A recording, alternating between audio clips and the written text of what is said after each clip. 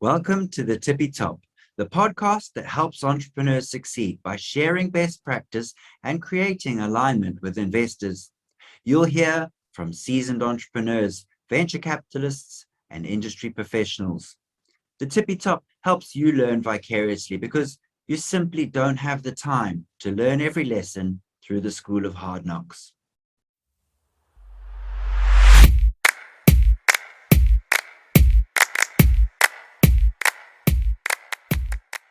Our first ever dual podcast, a big welcome to Xavier and Sam Louise from Angel Investment Network. Hey Alex, how's it going? Lovely to be here, mate. Thank you very much for having us on. Thanks for being on the show. Now, we met in June 2019, I think, Xavier, due to our mutual roles in investing in early stage startups. And since then, we've come on quite a journey. We've looked at a whole heap of decks together and even shared a few deals. Now, the main thing that I've learned about both Sam and Xavier is that they are super passionate about what they do and really do try to help every entrepreneur they can. Now, firstly, I'm sure the listeners want to hear a bit about the impressive backgrounds that you both have and this amazing network that you've built. So, Xavier, Sam, over to you. Give us a quick intro. Shall I go from the beginning, Sam? Yeah, go ahead. So Angel Investment Network has now been around for 17 years, and it's a platform for connecting entrepreneurs and investors. Entrepreneurs can register, put forward a pitch, pay a small upfront fee, and then it goes out to our investors. So it started with the UK. Essentially, the founders, James and Mike, wanted to democratize access to angel investors. And started with a UK platform, then went to do French and German platforms immediately. I joined 16 years ago to translate everything into Spanish and start running the Spanish stuff. And then, long story short on that one is that we've now got 42 networks around the world covering, I think it's 90 countries, Sam, something like that. Yeah, I think that's the last I heard. Yeah, and about 275,000 registered investors on there, all self-certified high net worth or sophisticated investors. That's the beating heart of our business. We probably have about 100 investors trying to join every day, of which we probably accept about 10 or 15. And off the back of that, about 10 years ago, we started having companies come to us and say, look, we want to be in front of these investors, but we're busy running our business, and you guys know the investors better than we do. So how about you market it for us and effectively act as a broker for us and start introducing to us to investors who have their hand halfway towards their checkbook, so to speak. So we started a little broking team that was 10 years ago. And on that side of the business, so Sam and I was there at the beginning. Sam's been part of it for 7 years now. We just work on 2 companies per week. We're totally sector agnostic. We've worked with everything from bars and restaurants to foods to any kind of tech you can think of. Our average raise is probably in the 300 grand mark at the moment, I would say. So we're very much pre-VC. We're usually part of the mix because we understand that entrepreneurs have to find funding from wherever they can. And so we're definitely not exclusive. That's us in a nutshell. I think we usually work with minimums of 25,000.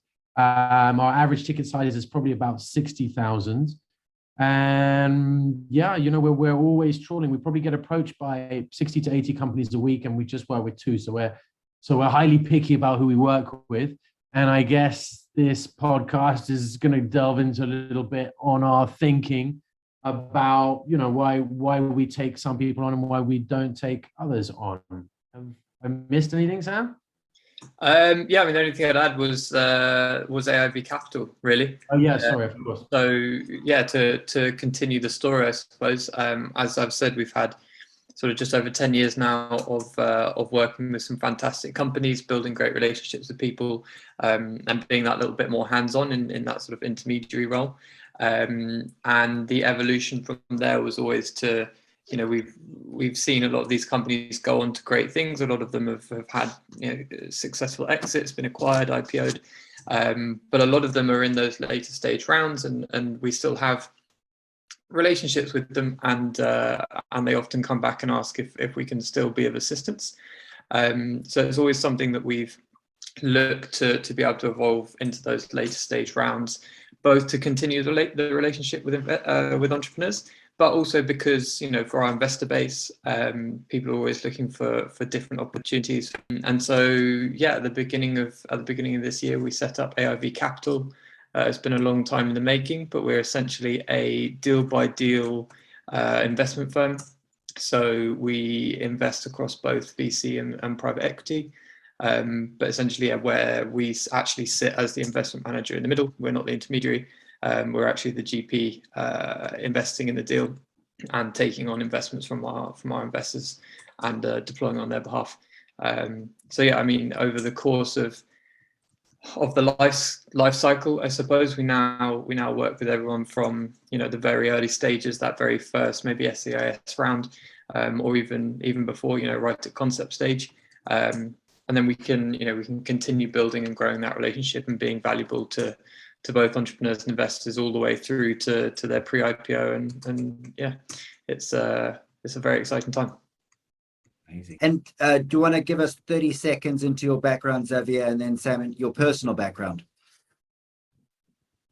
Well, I mean, I was working in advertising until James and Mike, who founded Angel Investment Network, asked me to join. They needed somebody to translate everything to Spanish, so that was my initial. I was working in digital advertising when I first came out of university, but I mean, I've been with AIN for 16 years now, so that covers a lot of my career. So I guess I've grown with AIN.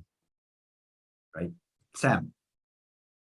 Yeah, I mean, not entirely dissimilar. I came out of uni. I was working with a couple of startups. I knew I liked the startup world. Was thinking about whether to found my own or to, you know, continue working on the operator side and kind of, you know, get a bit of insight there. And met the guys at AIN. There was a space available in their team. I thought this would be a great way to, you know, see a huge swathe of the market. Thought I'd be there for sort of 6 months while I came up with, you know, kind of tested out different ideas. And yeah, I mean, I came on board. They let me run the kind of test bed first ever accelerator that we ran.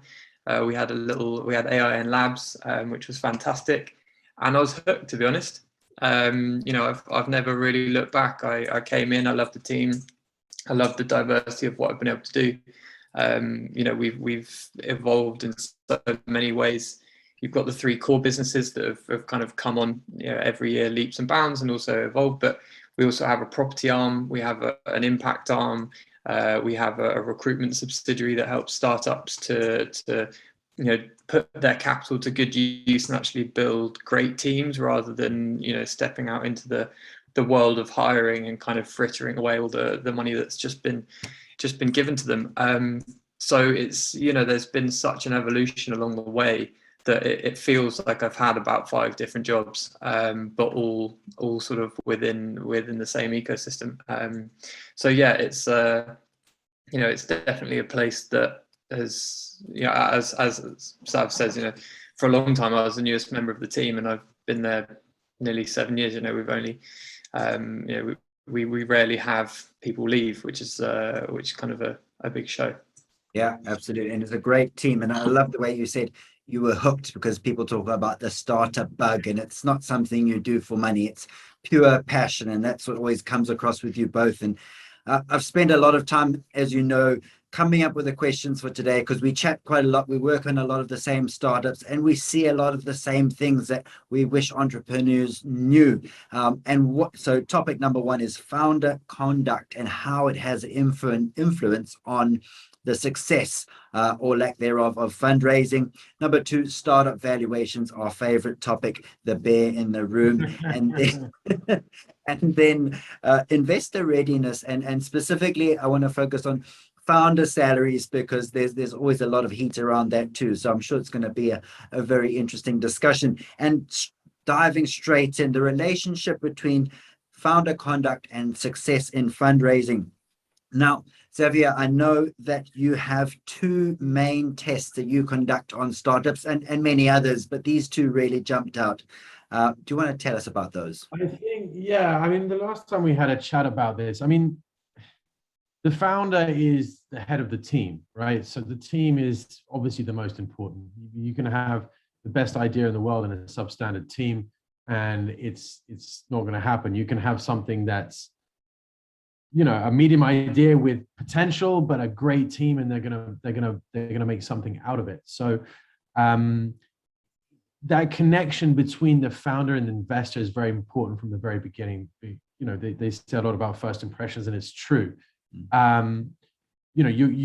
have to in everything that you do ooze competence. I mean, a founder is a problem solver. You're having to be a conductor for so many different aspects of the company that you need to prove to be competent. I mean, even the initial letters that we get, or the emails that we get, or the decks where there's things missing and stuff like that, and it seems slapdash already. You're thinking, out of the 80 or so companies that we're seeing this week, that's not making me think that's going to be one of the two that we're going to work on. They need to be able to show from the beginning that they're a safe pair of hands for the money that the investor's going to invest in. They need to be a good person, a nice guy, a nice gal, somebody that an investor will want to speak to. This isn't just an invest and then switch off. An investor worth their salt is going to want to connect with the company. Exits, when you're looking at startups, on every deck they say 3 to 5 years, but realistically it's going to be 5 to 6 years, 7 years, who knows.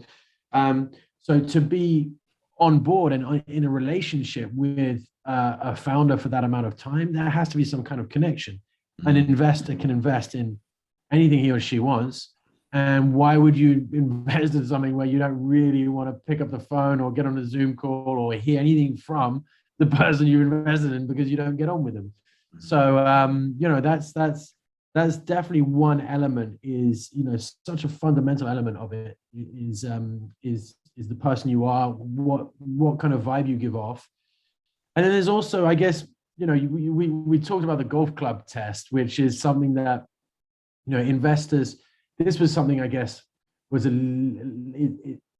bit more nebulous, but it's something that investors, they like to talk about it. They have other friends who invest often, and something that they can discuss with their friends and share with them and be proud of is also something that comes to mind as well as being something. There's probably, the founder test of who you are as a team, who you've employed, and who you are as a leader of the company is very important. That one is, the golf club test. I mean, you might have, something which creates bolts for wheels or something like that. I'm just picking something out of the air. But if you find investors that really know that industry and that you've got a great plan and business model, that kind of thing, you're likely to secure investment. But it's harder to find. So I guess, with something that is easily spoken amongst friends, then that helps a lot. That's probably third or fourth down the list, even probably further down than the team. Just to add to it, I think in terms of the aim of the podcast, obviously to help entrepreneurs and not just kind of give them pure information. I think if people are looking to use the kind of the golf club test, or like would an investor talk to their friends about it down the pub, and be really excited about what they're interested in. The stuff that plays into that test really well is stuff like restaurants or really consumer facing products. If you don't have one of those products, if you don't think that your company or your whatever it is that your service or product plays well into that, then it's good to be self-aware about that. It's good to be like, right, we are not the sexiest opportunity out there, so what are our strengths? What is it that we're actually pitching people, and get a really good idea of what that narrative is. Because if you come into it thinking that you can pitch, as Sav says, your bolt company in the same way as a really attractive kind of consumer facing thing that's going to be plastered all over buses and tubes, then you're just setting yourself up for a fall, because you're not aligning the narrative that you're telling investors well with the realities of the company that you have to pitch them. And every company has strengths to it, and it's good to understand what your strengths are and what your weaknesses are when you're going out and you're asking people for money. Yeah, well said. Things like how disruptive you are, what traction you've got, really making what you have in hand jump out as much as possible if it's not something as sexy. And particularly for that follow-on raise, because you get the first raise and then you want those investors to be evangelists and tell all their friends of friends, because you will need more money and you want to make that as easy as possible. Yeah, great. Absolutely. Now, Sam, coming to you now, across the hundreds of investments, if not more, that you've facilitated, what are the common themes that you've seen lead to success, particularly around conduct of the founder and team? I really want to get into the people side of it. Yeah, for sure. I think kind of going on what Zav touched on, competence or execution is such a huge trait of founders that do really well, and it tends to show in almost everything that they do. They send you the deck. The deck is beautiful. There's no typos in it. There's no errors. You throw them a bunch of introductions. Every introduction is answered, as soon as they possibly can. If they can't get to it quickly, if they can't send someone a proper response that day, the best founders always drop an email saying, "Hey, really sorry, I'm back to back in meetings today. I'm on my phone, but just saying hello, and I will be back to you in the next 24 to 48 hours." Being really competent and executing well is not the same as being in a million places at once. It's not the same as being good at everything. Having a beautiful deck doesn't mean that you are a great designer. It means that you understand that you are not a good designer, and you get the correct people in to design your deck, and you take advice well and you implement it well. And so I think kind of branching off that kind of catch-all term of just people who just execute really, really well, is probably a lot of self-awareness. The best founders tend to understand themselves well, understand their business well, and if you do that and you're able to be kind of realistic about it, it allows you to really go in on the strengths of your business, but without being worried about the weaknesses. Articulating what the weaknesses are well to your investors and how you're going to cover them in terms of either as a team or as a business is a huge strength, and it gives investors a lot of confidence. And then lastly, just passion. People, and I think it's kind of a self-fulfilling prophecy rather than being something that you need to just like conjure up out of somewhere. Ultimately, if you're not passionate about what you do, then you're probably in the wrong game. If you just want a comfortable job and you don't really care about the job itself, then just go get yourself a nice cushy job, where you don't have to do too much, you don't have too much responsibility, but it pays you enough to live your life. If you want to go out and found something, you should make sure that you're seriously passionate about it, because it does show through, and it often is the difference between the guys who come through and convert that extra investor or get that extra deal across the line. And also sometimes being a founder is I don't know, I was about to say, yeah, are we swearing on this podcast? What's the deal? Is that no swearing podcast? Try not to. It's going to be difficult with us.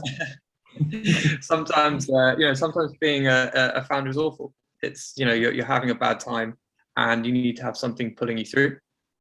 And I think it's not excitement, it's not being super energetic, it's being deeply passionate about the thing that you do, whether it is bolts or whether it's incredibly boring to an awful lot of people, but to you, something about that really motivates you. That tends, it's not really a prescription. I suppose it's more advice, like have a real think are you deeply, deeply passionate about what you do, or are you just excited about it? And again, kind of loops back to self-awareness. So yeah, I would say those three things: execution, passion, self-awareness are generally traits that we see in a lot of the best founders and the guys who do the best. Well, just following on from that, a raise takes, let's say, it can be 6, 8, 10, 12 weeks. And you might get introduced to investors at the beginning, but you'll steadily be introduced to more, hopefully, come across more as you go along. Keep them updated. Progress of the business, progress of the raise. Not only, do you show that you're competent, but you put yourself back on top of their inbox. A lot of investors are super busy people, and investing that 50K into your business is not necessarily top of their list of priorities at the moment. They get around of it. You need to push them over that line. So keeping them abreast of what you're doing is really important. And I think once they have invested as well, I've known of founders who then think, well, the money is in the bank, that's fine, I'm going to carry on. Keep these people updated, because if you give them a nice little roundup every couple of months, doesn't have to be a huge graphs and all this kind of thing, but keep them aware of what you're doing, how you're progressing. Then that next raise is going to be easier as well, because they are then more likely to invest and more likely to tell their friends to come on board as well. Absolutely. Yeah, good communication across the board. Yeah, well said. And now, coming back to you, Xavier, on a main topic, one of the first things you mentioned to me when I first met you was that Sam has this incredible, gut instinct, good judgment of character, and a very well developed lie detector, if you like. Do you want to tell us a bit more about that? And Sam, don't blush too much. You're throwing me under the bus here. You're showing that I'm bigging up my colleagues behind their backs, and I'm never going to hear their end of it. He is a great lie detector. He's someone who really knows how to look into a deck and start to untangle it to see whether there are things in there that might be picked up on investors.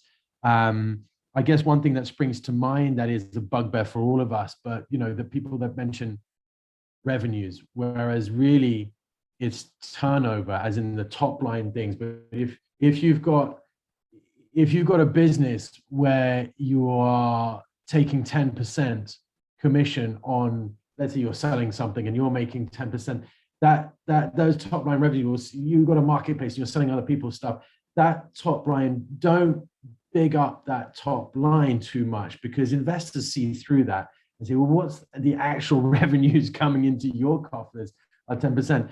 Don't try and blind investors, because they will do their digging. And if they start doing their digging and they realize actually the real revenues are only 10% of these top line things that you're trumpeting on about, it's just going to annoy them. So be realistic. Don't try and big yourself up too much in a deck or in anything, because any investor that you want on your cap table is going to do some due diligence. And if they start unearthing the fact that you're just blowing hot air, then that's going to leave you in a tricky position. But there's a number of ways that Sam's good, and on the phone as well, it's important. Obviously, we spent a couple of years now not really being able to meet that many entrepreneurs in the flesh. So Zoom calls and phone calls are very important.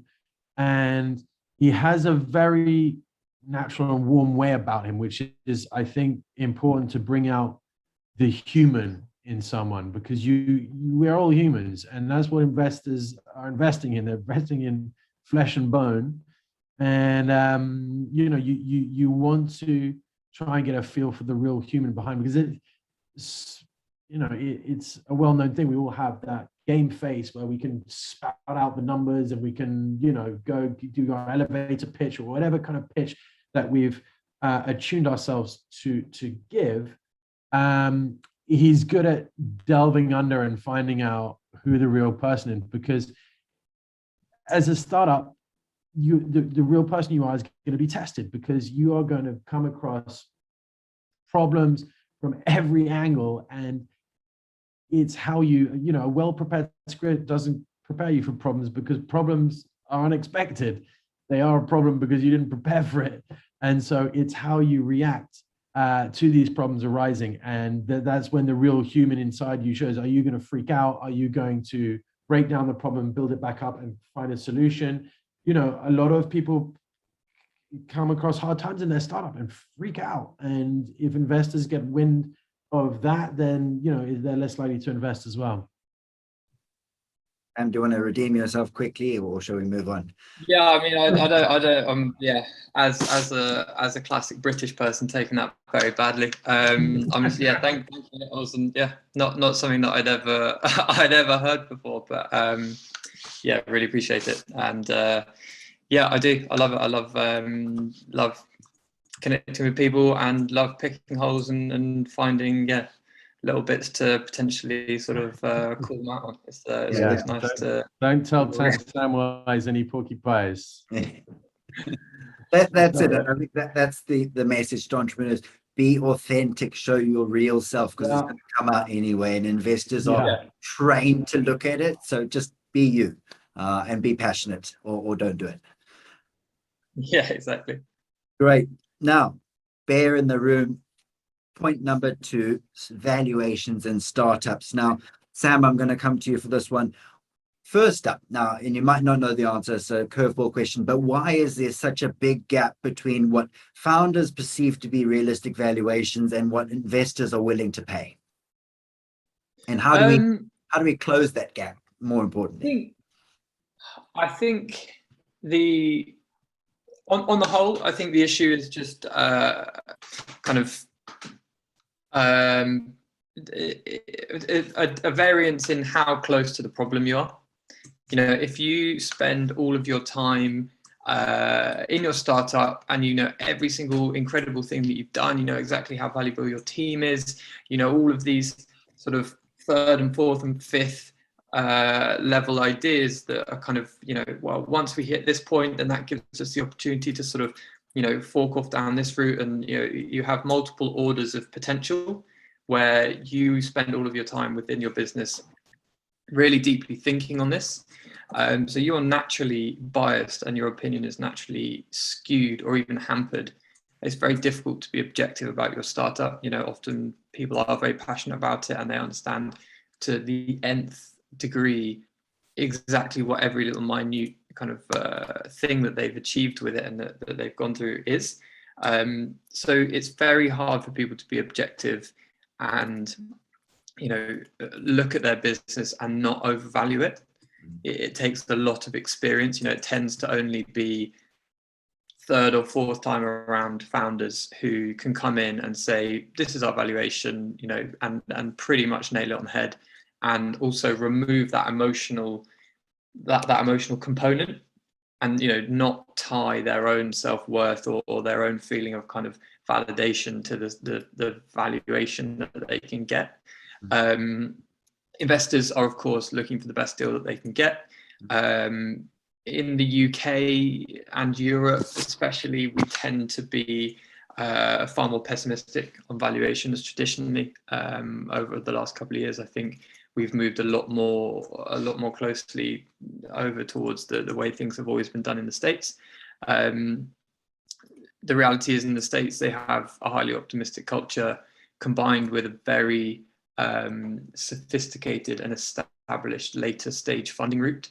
That pathway is well trodden, and investors at the seed series or the Series A know exactly how much potential there is for that company to go on and raise at a significant markup through Series B, E, F, G. I think the latest stage that I've seen is like Series H or I or something, but the funding route is there, whereas traditionally in Europe we haven't had that so much. So people are looking at mid-market exits. People are in this as investors, and they're looking and they're thinking, right, well, I need to get in at a valuation where if this sells for 40 or 50 million, then I'm still doing very well. And I think it's only recently that this notion of, really aiming to build a unicorn, the fact that there is the later stage funding available to make that happen, has caused this big divide. Entrepreneurs are very much told to believe in themselves and to be very, blue sky thinking, and investors are ultimately looking to protect their downside.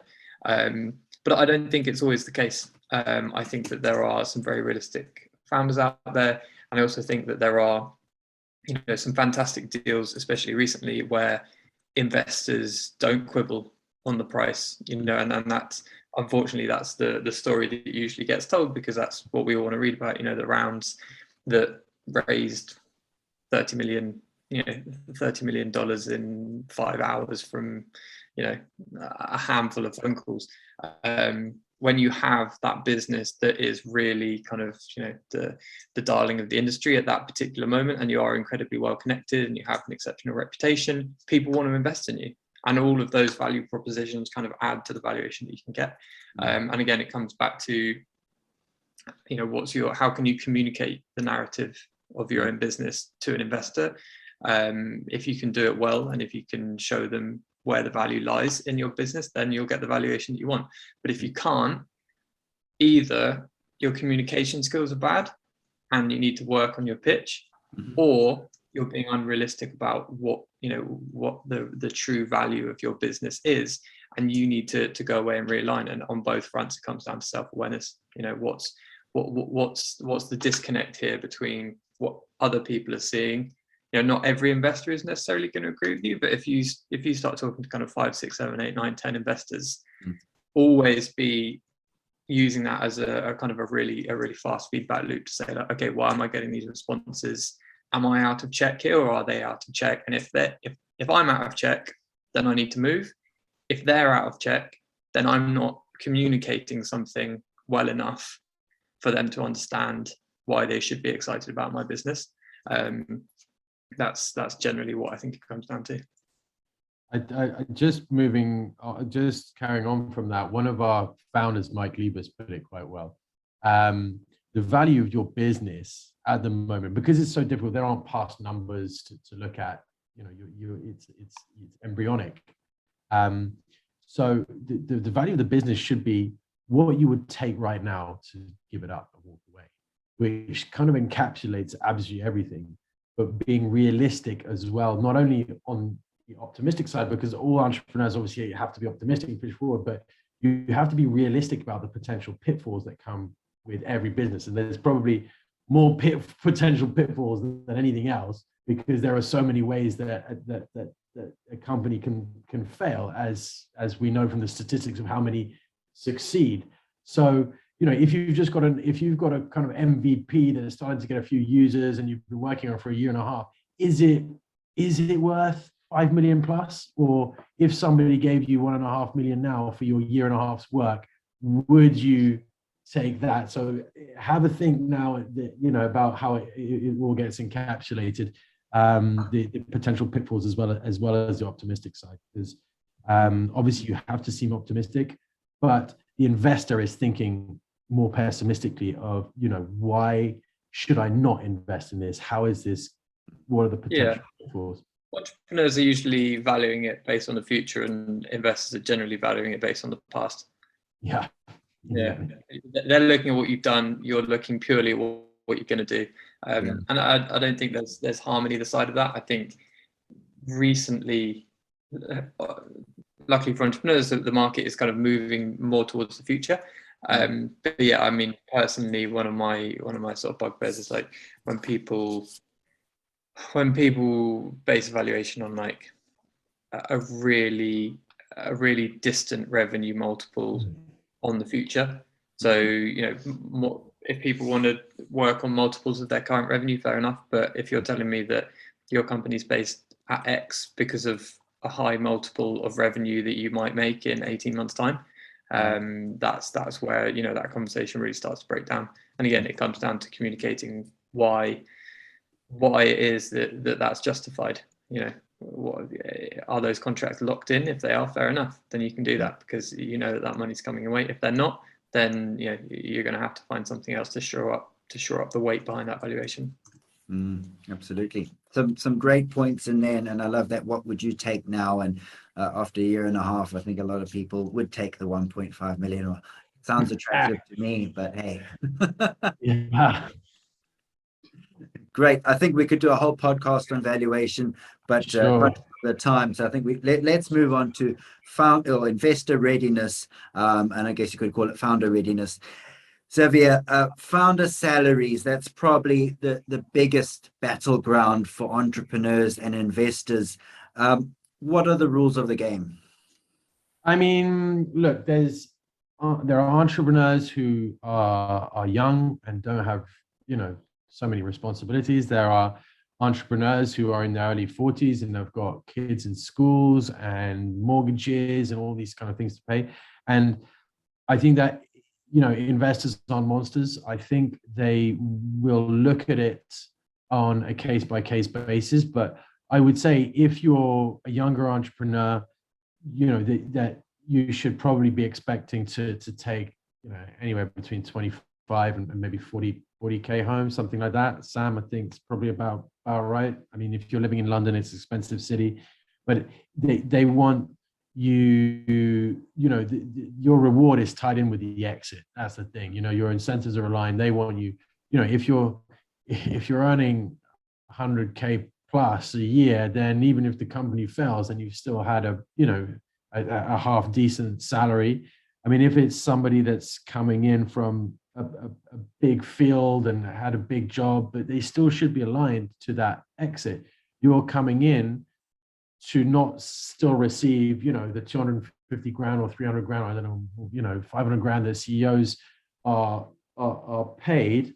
You are taking a gamble. You need to earn less in order to prove that actually, if you have an exit and those shares that you do have in the business come to fruition, then obviously it's going to be a lot more than 250, 500K a year. But if you're in your 40s and you've got wife and kids and things like that, then you could expect it to maybe go up 60, 70, something like that.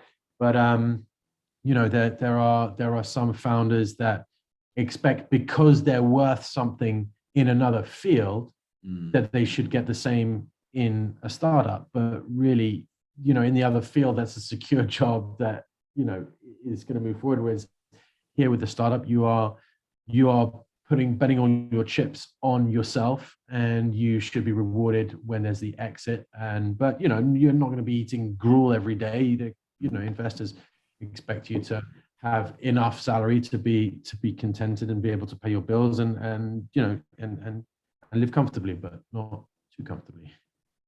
Yeah. And I like what you said there. The main thing is not about whether it's 25 or 40 or 100K. It's about alignment. Are you all in it for the same reasons? And yeah, exactly. Exactly. And also what you said about the person with the mortgage and the children and so forth, they don't just have that. They've probably got 25 years business experience to boot, which are going to contribute to the success of the company and risk it for investors. So helps with that alignment. It's not just because they happen to have children. Absolutely. Great stuff. So Sam, first-time entrepreneurs often ask how they can prepare for the startup journey and fundraising. What are your go-to resources, or where should entrepreneurs go to find out more?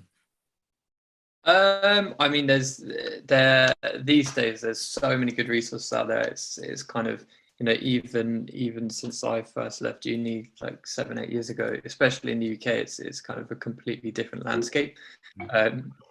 I think that Venture Deals, the book by Brad Feld, kind of never really ages. They keep updating it. It keeps being valuable. It's obviously got more of a US focus, but I think there's a huge amount of value in there. In the UK, I think Seed Legals do a great job at demystifying an awful lot of things for people. I think that entrepreneurs do well to balance the resources that they use. Firstly, to balance looking at resources focused on entrepreneurs, and then also it's good to dip into things that are focused on investors.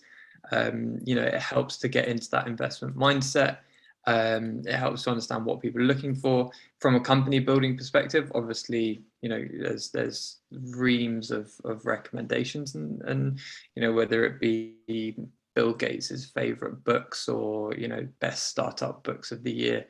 I think Peter Thiel's 0 to 1 is again kind of quite a one that's really lasted through the ages well. But then I would balance that, and I think everyone does this. I mean, I do this a lot with kind of aspirational type reading. Sometimes it's good to dig in and read things about how to be a better version of yourself, or how to improve in this way or that way. And then other times you kind of just need to put all the resources down and go out and do it. I think it's so easy to just consume and get almost that little dopamine hit and feel like you're doing good work by reading about how to do good work. And I think you really want to balance, that everyone likes the notion that startups are just kind of hacked together and you just get on with it and you sort of see where it goes. And because there is now this much more templated approach and this kind of faster success, people think that they need to do everything right the first time and they need to have experience. Ultimately, just get out and do it. I think it still applies that if you're not embarrassed by your first release, then you launch too late. You can't learn all the answers ahead of time. Ultimately, the books and the resources are going to help you to an extent, but then you also just need to get out and you need to do it and you need to adjust, because you're going to have different problems. Your problems are going to be slightly different to everyone else's. You'll be able to relate to other people's, but yeah, there's a lot to be said for actually getting on and doing it. Yeah, great answer. And Xavier, sticking on that theme, what is something that you can't actually read in those books that you're going to find out the hard way? Well, I think that entrepreneurs think that you're going to have a round, close the round, and then you're going to be free of fundraising. But I think that once you start fundraising your business, you're basically kind of fundraising all the way through. So think about the journey of it. And I think one thing that we missed in the valuations that I can bring back in here now is that sometimes early doors, investors can be seduced into or have their too high a valuation accepted and maybe get in a bunch of money, whether it's friends and family, things like that, and who pile on board at a valuation that's overinflated at the beginning. Now that might sound great, oh well, I'm a co-founder of a £10 million business, I'm worth 5 million, fantastic. That's all well and good now. The thing is, you need to think about the next raise and what milestones you need to achieve, because especially after an angel round, you're getting into institutional territory, and that's when they're going to look deeply and closely at your numbers. And if you haven't hit certain milestones and you've got an overinflated valuation at an early stage, then you're getting into very choppy waters, because they might say, well, look, that 10 million valuation wasn't valid last time and is not valid now. You haven't, you've had a year or so and you've been in the market, and I don't think the valuation is that. So that's when you start getting down rounds, and that's what makes the next round even more difficult. So have a think about how much you want to give away. What, you can maybe raise a slightly smaller round at the beginning for a lower valuation, establish yourself a little bit more. A lot of people go waiting in saying, oh, we need to raise 2 million because we need to do this and this. But sometimes breaking that down, because you are effectively raising all the way through, if you do it well, you're starting at the beginning talking to decent investors and potential VCs who are going to say, well, we like the look of this, we want to stay on your radar, can you please let us know when you're next? So if you do it right, the next rounds become easier. If you get it wrong and you misvalue it, or especially if you value it too much, then it becomes harder and harder. If you've got a company going the right way, the rounds should get easier. They shouldn't get harder. If they're starting to get harder, then some alarm bells should be ringing about, your progress or the initial valuation, those kind of things. So be aware of that, of the different phases you go through, and talk to as many entrepreneurs as possible about their different valuations and how much they raise at different levels, because that can really affect how the company moves on. I'll tell you what, I have a really good question I'd love to ask you. How, they talk about valuations being an art, and you came up with some metrics earlier in terms of multiples of revenue and so forth. But how do you know? What's the definitive resource between, working out whether you've bought a Squid Game coin, or I just researched the other day, the NFT that sold for $69.3 million. Who would have thought? So what's the rule of thumb? I mean, in terms of, there's a lot of rules of thumb if you want to, as I said, the likes of Seed Legals have some great metrics on, generally the first round that you raise should be for about 10% of your company, and that seems to hold true across a lot of the companies they look at. But I think if you're in an industry that you understand very well, then you get a good feeling for where an opportunity should be priced, because there's so many intangibles involved in it. If not, then I think a lot of it, and for investors at the early stage, a lot of it does come down to gut. It comes down to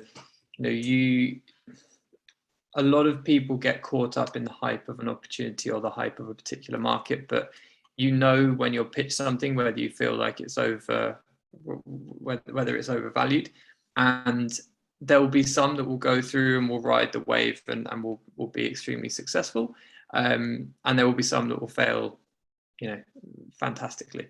And if you're coming into something and you don't know the industry or the sector intimately, I think at the early stages, you need to rely heavily on your general feeling of whether something stacks up or not, because if it doesn't, there's a good chance that you're not wrong. It's not that everybody else knows something that you don't know.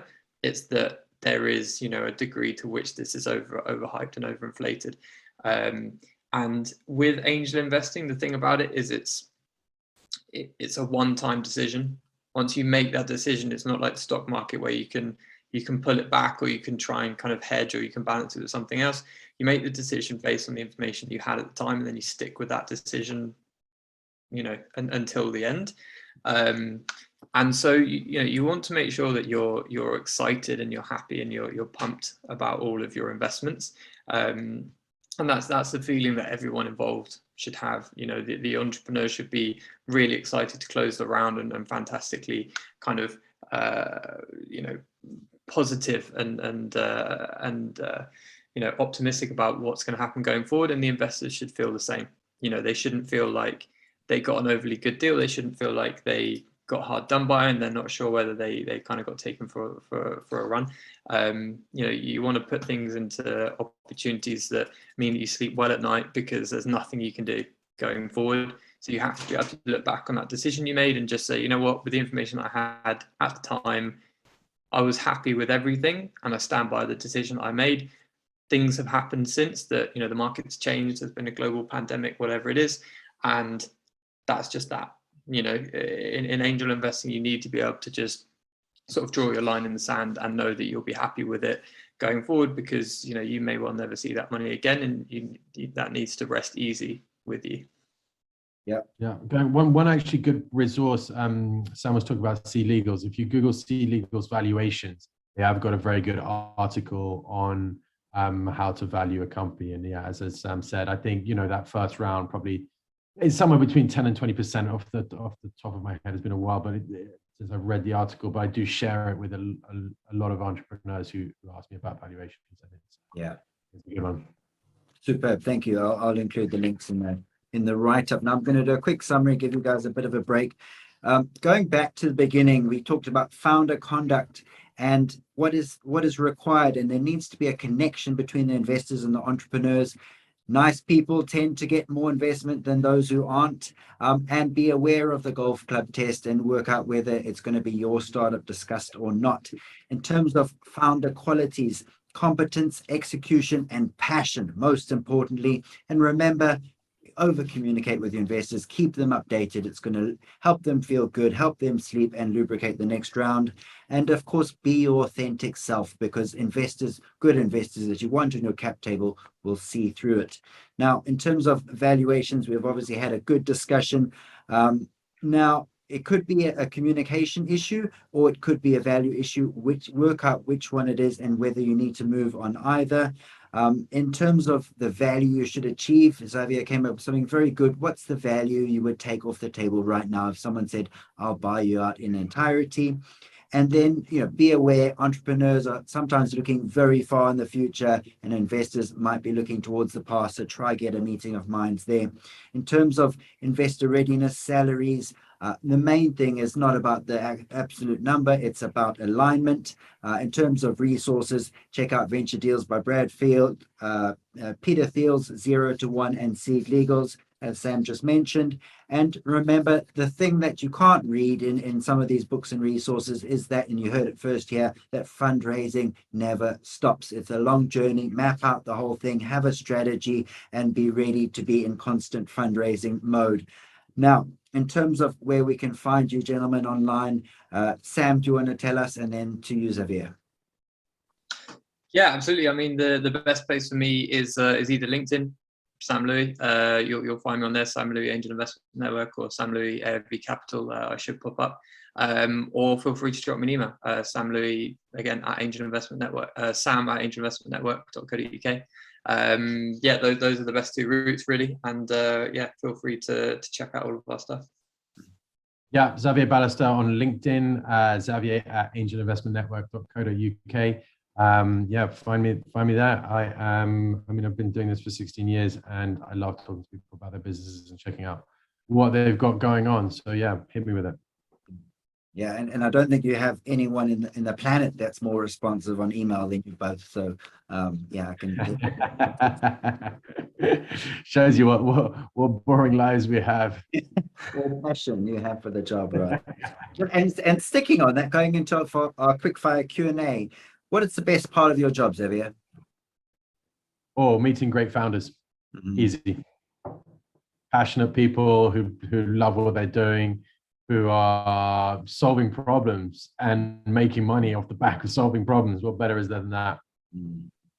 Great. And Sam, to you, why do you do what you do? And obviously you told us how you got into it, but when you wake up, what do you think about? Yeah, I mean, not dissimilar to Zav, really, the ideas and the people, to be honest. Coming in and just hearing about people throwing out the biggest problems in the world, and usually coming up with, the good ideas are fantastic, the bad ideas are also fantastic. You can't really read that and not come away with some sense of emotion on the back of it.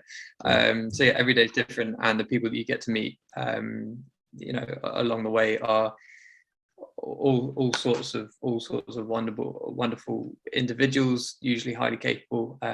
Yeah, you couldn't ask for a better bunch, really. Yeah, absolutely. Great. And Xavier, you've just come back from France. Tell us about your favorite hangout in the UK or in Europe. Wow, my favorite hangout in Europe. Well, I'm half Spanish, half Swiss. I've just been to France for my grandmother's 99th birthday. And I would say in Europe, places to hang out, places that I love, I guess I'm probably a little bit more Latino than I am Swiss. So I guess Granada, anywhere in Andalusia in Spain, Granada, Seville, beautiful places where my heart sings when I'm there. So yeah, anywhere in Andalusia, there's Malaga, there's Cordoba, there's Jerez, there's beautiful places down there. So yeah, I'm planning to take my motorhome down there soon and cruise around Andalusia. Awesome. I love that. Where your heart sings. Love that. Back to business, Sam. The hottest emerging technology, any sector?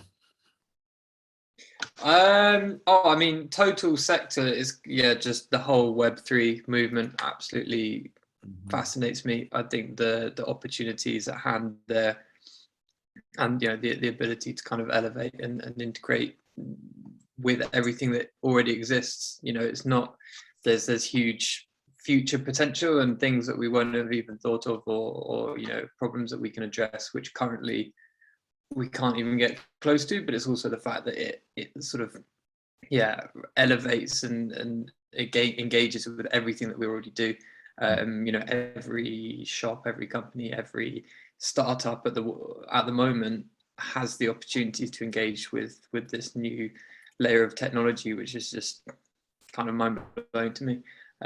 So yeah, I know it's a pretty broad answer, but everything under that kind of mantle, I suppose. Yeah, hugely exciting. Now, coming back to passion, we spoke about passion in entrepreneurs, and I think both of you are equally passionate, if I could say that, about what you do. Xavier, how do others find this? A lot of people just go through their job, and I think I see it probably more in the UK than I'm used to in South Africa. People just have a job for the sake of a job. They're not hugely passionate. How do you be you? I mean, I'm lucky in that I found something that I love to do. I don't feel like I work that much really, in that it's part of my day to day. I've just been in France for 7 days and had various family duties to tend to, but was working every day. I mean, I don't have a day when I don't think, my laptop. In fact, when I'm on holiday, I want to know that what I'm working on, the 20, 25 clients that I've got still actively looking, get the best out of me. And when I open my laptop, this is the first thing that I look at, because I'm interested. I've been working, I've picked these companies. I want to know what investors are saying, whether they need to be connected, what new stuff is coming in. So, that's, to me, working on those things is part of a good day. So obviously I don't want to be doing it all day, but even on holiday, a couple of hours before lunch and then a swim and then a lunch by the sea or something like that, it still allows me, because we're a small business and we're passionate and we're very close to our clients, that it allows me to rest easy and enjoy a day of holiday, that if I have one. But I find it fascinating, and I think that's what comes out for entrepreneurs when they work in something that they're really passionate about, rather than thinking, what can I do that's just going to make me money and have a big exit so I can have a fat yacht? There's a lot of people that just think, oh, I want to be like, they want to be a rock star or something like that just because they want to have loads of money. No, do you really love music? And then you're going to make the greatest music. The entrepreneurs need to do something that they're really passionate about, that will shine through, rather than trying to just squeeze out something that's going to make you money. I think that in the end, it won't drive you sufficiently to get through all the barriers that are going to come your way, because there are going to be, with every start to get to an exit, you have to go through mindless twists and turns. There's so much stuff that you have to get through. If you're not passionate about it, you're not going to get through, and that will translate, and investors will pick up on it.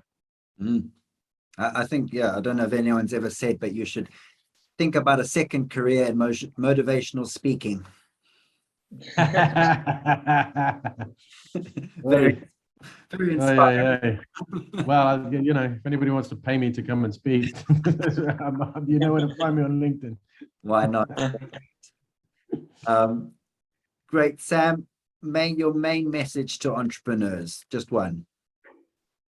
I mean, just get super excited about what you do, and wherever possible, don't be a dick. I was about to say, don't be a dick. Yeah, that should guide you pretty well, I think. I think that generally in life, don't be a dick. I mean, that's what it boils down to. I mean, it's a microcosm of life, right? This is a project.